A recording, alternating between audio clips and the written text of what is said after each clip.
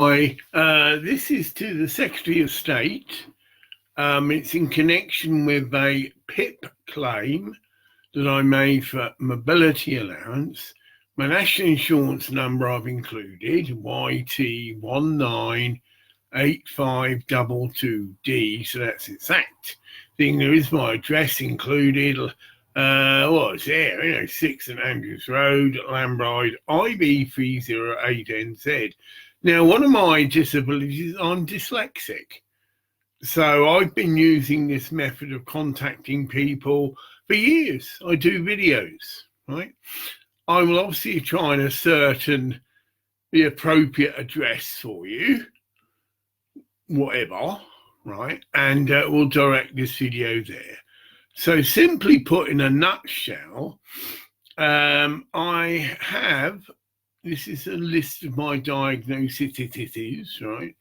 I have atrial fibrillation, which is a heart condition, and that affects me in the context that I can't walk up any slope or incline, get it, unless I'm out of breath. But my major physical disability is I have a blood clot in my leg. Now, just recently, Facebook has reposted a video that I made exactly a year ago. So this is my substance of evidence, basically. But 10 months before this video that's just been made, I had the same blood clot. And I have been admitted to hospital with this blood clot. Again, this is all substantiated, and all this evidence was submitted to this PIPS panel. So I've got a list about this long, but I had all the details, when I went to hospital, right? And in this appeal, again, I can find this out, but again, you've got my contact details, and was actually done through Citizens Advise, which they do provide this service for people. So I went to them, I saw the guy there, and he actually filled in the form for the appeal. So we've got two issues here. The appeal was done by a government body, and that they will have a record of that, because I won't have a record of that, but that's there. And two, I clearly have been diagnosed with a major blood clot in my leg, like I say, for nearly 2 years. So my contention is I'd like the names of the people that sat on that panel. I believe there's 3 of them, and one of them's a doctor. Now, what I do with that's my business, but I assure you, I am not, quote, going to be fobbed off. I've been through a similar scenario where I was denied or refused disability living allowance. Now, anybody will tell you, as I have with a psychiatric disability, I can bring that into the picture, but I'm not obviously trying to claim mobility allowance because of my psychiatric disability, but that was connected with the DLA. Now, I mentioned that because we are probably aware there was a major stink, and I mean stink, when the facts got out how, quote, people were being refused DLA. It was part of the process. Don't matter if your leg was hanging off or whatever, get it, you would be refused. The trick being that a lot of people didn't contest it. So again, they were taking advantage of people's low self-esteem. To the context, well, maybe I'm not that really, and the government knows best, right? Well, that isn't the case, right? But we're going back to PIPs. The same scenario is happening with that. I'm someone with a proven medical condition, a blood clot, which seriously affects my mobility. The doctors can have saturated. I've had medical tests. So it's not, I've got a pain in my leg. Yeah, we're well aware there are people like that. Oh, no, this is medically verified. I think it's ultrascan or whatever. And also, I've been hospitalized because of this blood clot. And I had to be put on, I think that's quite unusual, but of course, your medical experts, I was actually put on a drip. of antibiotics, meaning pills weren't going to lessen this scenario, and I knew that because when I was on the drip, I put it in my wrist, if you follow me, the needle come out a couple of times and it's like acid. I'd say it burnt severely, but the nurse explained, oh yeah, it is, and hand was all washed off and that. So I would say that's quite a severe action. Well, obviously the leg was swollen, really. And of course, this is all documented upon the hospital visit. But like I say, it goes back before that. We're looking at proven nearly 2 years of having this blood clot. So I would wish that this whole case is reviewed, that I minimum will accept that I am awarded mobility allowance so I can get a car. And then the business of backdating, well, probably they've already got little rules installed. You can only claim 6 months, all this, and oh, you didn't appeal in time. Well, to me, that's testicles. That's my polite way of responding to that. No, we've got to look at this in the context it is. This is a man who has been disabled most of his life, right, for a psychiatric disorder, who's never been able to work. His condition on a psychiatric level through the World Health Organization, although I'm not going that route because that could be grounds to refuse. Oh, I'm perfectly safely drive a car, but even an automatic car, so even if the leg isn't completely healed, because I have had a car. So we're sidetracking that issue. But to go back into the PIP, I've had a blood clot in my leg for nearly 2 years. I've been hospitalized with this blood clot. And I've also got a heart condition. I couldn't tell you the exact time that was done, but that's on the files as well. Atrial fibrillation, a heart defect. So I feel I'd like the whole case re-looked at. I'd like to know the names of the people that sat on the panel because I think they need to be removed from office. And by doing something like this, we're sending a message to these people that, you've got a responsibility and that you can't be corrupted. Well, there's many rumours going about. Of course, this is a serious accusation that these panels were paid. Oh, meaning the percentage of people they successfully refused to award this benefit, they were getting some kind of financial remuneration. Again, that would be for the police or whatever to look into, but that's the rumour on the street. Meaning many people have been refused. And then there's another issue that comes into this. It's been noted, and I've noticed, is that married couples have been awarded this benefit because you see them driving up to my local library with their little disability parking badge, get it? And some of them are clearly far more fitter than me. I can't walk any distance safely. And if I slip up, it's so I can't get up again. That's why the current weather conditions at the moment, I'm looking at the time, it's only meaning that I've been on to my local council because they haven't salted the pavement. And I've just explained, for someone with my condition, if I am to slip up, I can't get up. And it's happened. So I know what I'm talking about. And not my neighbours, well, I suppose, local can witness to this. One very classic incident.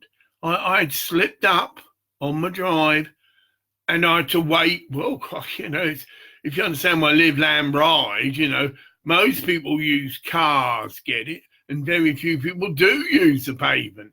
But luckily for me, a guy came past with his dog. And I said, help! He's like, help! And he sort of looked at me.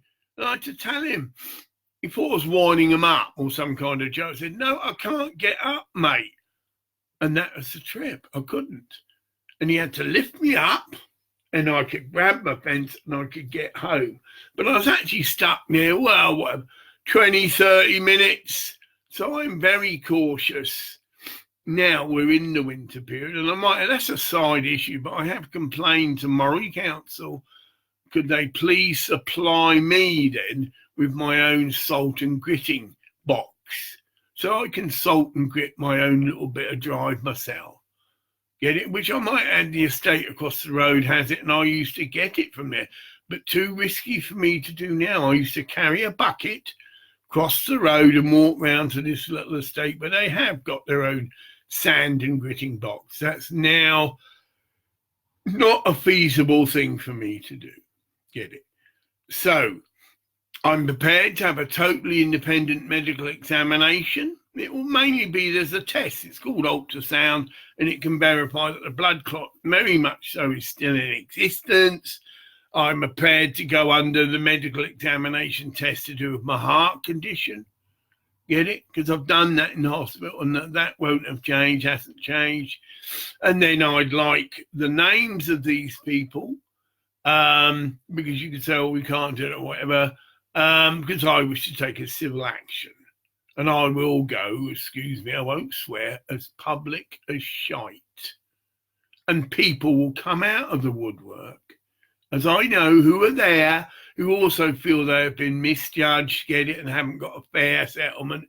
We're going all round the circle. The only people that are seeming to manage to get this mobility allowance are married couples. Now, there could be some logic in that. Oh, we're helping two people. That isn't right. I should get my mobility allowance and everyone else by the level of incapacity or disability. And then we come to the final coup de grace, which again, under legal advice, I can. My psychiatric disability, although it's, by the World Health Organization, again, you can check this, World Health Organization report that was actually, appears to be brushed under the carpet. Because when I say what I'm about to say, and if you are, as people have said, oh, he's really hot on disabilities, you'll verify this. Someone with a psychotic condition, and this can be schizophrenia, manic depressive psychosis, there's various labels, but simply a psychotic condition where at times they have gone into psychosis, which is a medical definition, are considered by the World Health Organization, quote, as disabled as someone with no arms and no legs. Now, this is a contention issue. We, the psychiatric disabled of Moray, made an attempt to gain access to the Moray Resource Centre. And you can verify. Now, this resource centre was initially, well, I feel wrongly, but that's the point, see, set up for people in wheelchairs. So I don't know if they've got a display thing of wheelchair, but it's a fantastic little facility. You've got a proper foods cooked on the premises. There are a lot of staff involved. There are activities. There's one guy who's blind, get it? So there is a bit of thing there.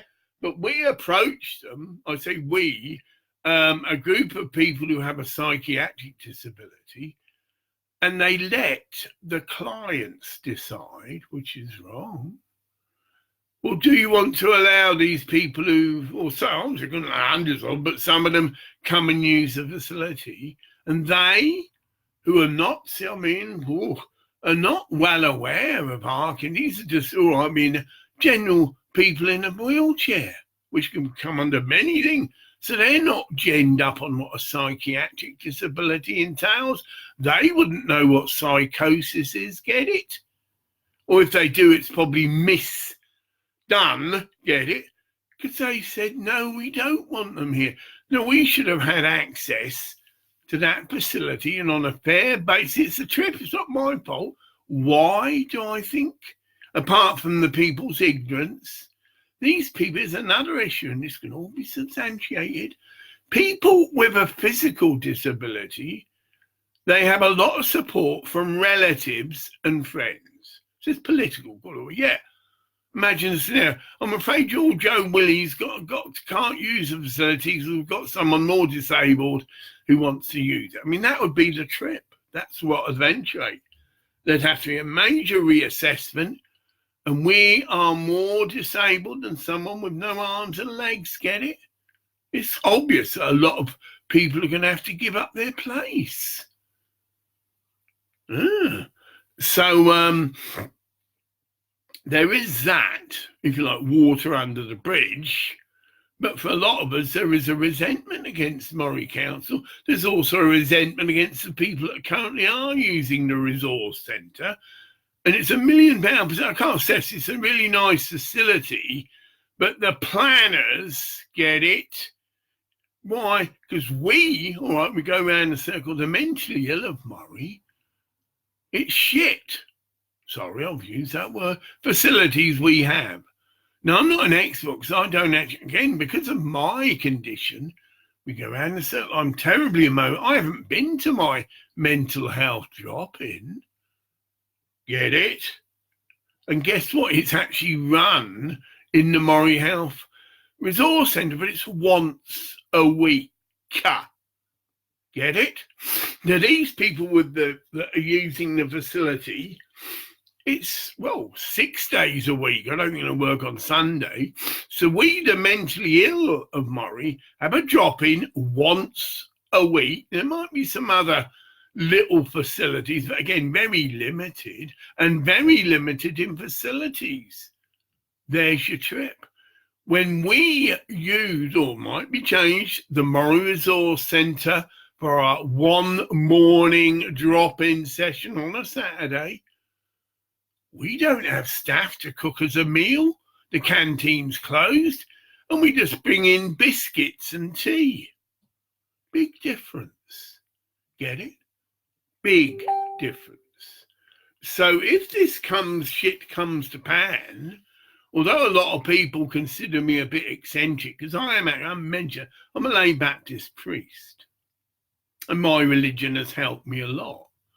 And that I have had to tolerate, I feel, a lot of unjust treatment. But it's like I've drawn the line. Now, hold on. I'm perfectly entitled to mobility allowance. Hold on, I really do need that car because I can't get about at all. Bus pass just doesn't do it. Yes, I can get to the library, get it. But once I'm on foot, excuse me, I'm going to swear, I use a polite swear. I'm knackered. Get it? Wherever I go on the bus, it's limited. If I've got to go anywhere else, I'm knackered. Now, you could argue, no, you're not, you can get an electric wheelchair. Well, I'm afraid that's not an option at the moment. But if I get my mobility allowance, I can get a car and I can get a wheelchair that I collapse and put in the back of the car. And then I've got a really good, and there's loads of car companies here. Arnold Clark do a brilliant, so I'm not having to go at them. The facilities are there. Arnold Clark do a brilliant mobility service. Can't criticise it. You'll get a brand new car. The car's serviced. Every 3 years, the car's replaced. It's a brilliant deal for disabled people. And if the car's serviced, you get a replacement car. In my past history, when I've had a car, I had to sit around for hours in the service, just a matter of interest. But so that's all fat. I've got one car, take it in. And I'd have to sit. Anyway, this deal's good. So I'm just looking at my time. That's nothing. I've only been 20 minutes. I'll reiterate my details, because that should be the national insurance number YT198522D. My full name is Graham Clark. My address is 6 St Andrews Road, Lhanbryde, near Elgin, okay? My postcode is IV308NZ. And the Citizens Advice Bureau that dealt with this case is, of course, based in Elgin, and they will have that all on file. And I'm sure if your secretary or whoever contacts them, can you have access to Mr. Clark's file? Can you have access to the actual application that was submitted by them? And also, of course, needless to say, I can soon grant you access to my medical records. So I just bring up my doctor or whatever and say that such and such and such is taking up an appeal case, and can you release all of my medical records? So you've got a rock solid case. Because the way I'm playing this, as I've heard from friends, Graham, you've only got to, quote, instigate legal proceedings and they will meet you, because it's saving the community money. Get it? Or they'll meet you out of court. So they agree to give you mobility allowance, because that's obvious, and then you'll just haggle, and they've probably got guidelines anyway. You can only appeal for 6. That's all right. And that'll be it. So I'd very much appreciate if someone from your department can get back to me. I think I've given the email address. That'd be your easiest mail. I can give a telephone number. Telephone number 01343 842-567. I've got an answer service. Well, just being business, I have got a mobile number. Yeah, there you go. I don't leave home. Yeah, there you go. I've got a mobile phone, but at the moment, because of the weather, I am literally trapped in my home, so I won't give that. But then the email, I didn't finish that right. Email, Gamper, and I can spell that, GHAMPA, Gamper, it's the better word, 77 @gmail.com. And that would be the easiest point of access. As I said, that is, if we're going around the circle, my own issue is I'm technically trapped in my own home. The council haven't salted the thing. I risk going to the local co-op, okay, but that's, I say a risk. And I'm prepared to have any independent medical examination. I believe there's only 2 tests. The blood clot in the leg, that they just smacked me up with measurement things on the legs and the foot, and clearly there's evidence. I think there's a thing called an ultrasound, which I've had done anyway, but can be done again. And the same with the heart. There's a specialist test. They monitor you up to a machine for half an hour, and there's clear evidence that I've got a dicky heart. Okay. I look forward to hearing from you soon, because I don't have much idea where to send this. But I will look and find where I can post this, that this can get to. It probably is just a government body. I don't know your name. I apologise for that. But you were described as the Secretary of State. I don't think you're going to, but whatever. And I hope to get to this video to you soon, and I hope to get some swift response. Thank you very much. Thanking you ahead, and I'll say goodbye from now.